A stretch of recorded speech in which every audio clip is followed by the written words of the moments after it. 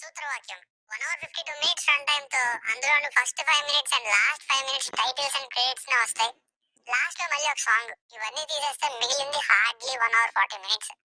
ETV లో stream అవుతుంది. Telugu dubbing కూడా బాగుంది. ఫ్యామిలీతో చూడొచ్చు అంటే ఎస్ చూడొచ్చు. అలాంటి కంటెంట్ ఏం లేదు. నాకు తెలిసి ఫస్ట్ టైం అనుకుంటా ఈ సూత్రవాక్యం లాంటి మలయాళం మూవీస్ థియేటర్ లో రిలీజ్ అయిన తర్వాత మలయాళంలో ఓటీటీలో అన్ని లాంగ్వేజెస్ లోనూ నెట్ఫ్లిక్స్ లో రిలీజ్ చేసి తెలుగులో మాత్రం స్ట్రైట్ గా ఈటీవీ లో రిలీజ్ చేయడం.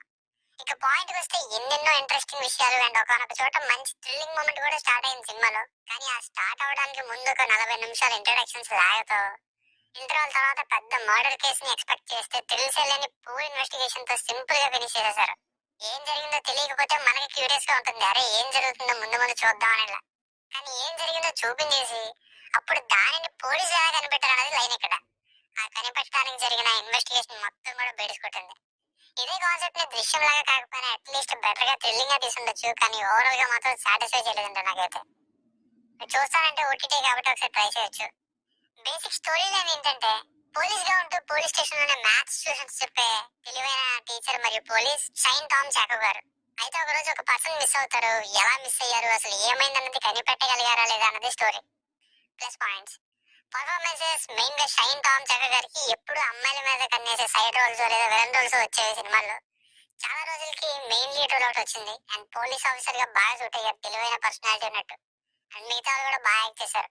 ఇంకా ఇంట్రడక్షన్ స్లోగా ఉన్నా కానీ ఎందుకో పర్లేదు, బాగానే ఉన్నాయి. కొత్త క్యారెక్టర్స్ ఉంటే వెళ్ళింది కొంతవరకు ఇంట్రెస్టింగ్ గా. అండ్ ఇంకా స్టోరీలో మెయిన్ సిచ్యువేషన్ బాగుంది. సినిమాటోగ్రఫీ, మ్యూజిక్ రెండు బాగున్నాయి. Minus points, main story start అవడానికి చాలా టైం పట్టింది. ఆల్మోస్ట్ ఇంటర్వల్ అనుకోండి. ఇంకా అప్పటి వరకు ఇంట్రడక్షన్స్ కూడా ఆ అన్నయ్య చెల్లిని అంత దారుణంగా ఎందుకు కొడుతున్నాడో పెద్ద రీజన్ ఏం లేదు. అండ్ ఆ ఇన్వెస్టిగేషన్ కూడా ఏం ఇంట్రెస్టింగ్ గా లేదు. సెకండ్ హాఫ్ అంతా ఎఫెక్ట్ అయిపోయింది దీనివల్ల. పైగా లాస్ట్ లో సాంగ్ పెద్దగా యూజ్ ఏం లేదు.